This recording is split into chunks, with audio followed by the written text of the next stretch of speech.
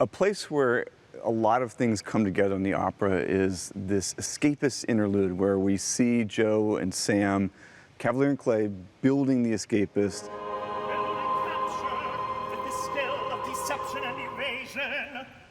The escapist is a superhero of the night who kind of comes out of nowhere and frees people from the bounds of fascism. So he's not exactly like a Superman. He's got a little more edge. He's sort of like the Shadow. And so I wanted to make sure his music had that edge of darkness too.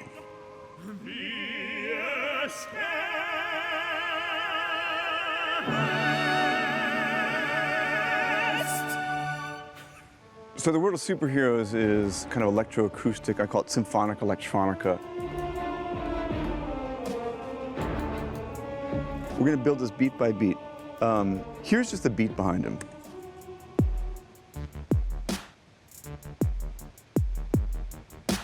So we add a layer of synthesizer.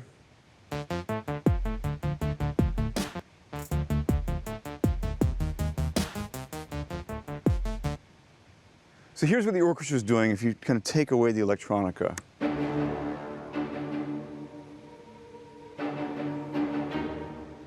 So if we add all that together, it sounds sort of like this.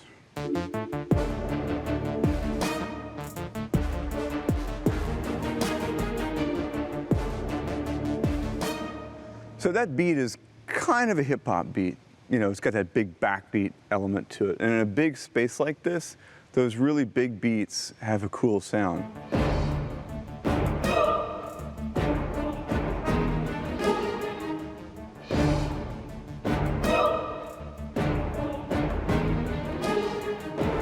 Always when you're having electronica with an orchestra, you have to remember it's about the orchestra. The electronica is coming out of the orchestra like a giant supernatural percussion instrument.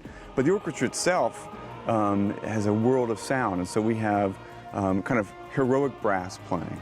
We've got these huge percussion hits. Also, the strings are, you know, in this kind of Quicksilver world, conjuring almost kind of flight and movement. And of course, the woodwinds are usually given the sparkle on top of it. So all that orchestration then integrates with the electronica, so we have that kind of symphonic electronica that I've been using in my non-operatic works.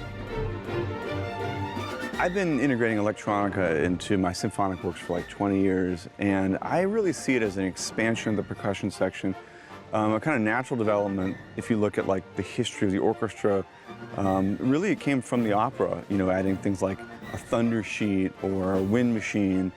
These are theatrical sounds that help with storytelling in addition to the rhythmic elements. These are rhythms that can really kind of add a lot of visceral elements to a piece of music. If they're very carefully orchestrated, can really take the storytelling to a different level. And it's such a dream come true for me to bring this piece to life here at the Metropolitan Opera.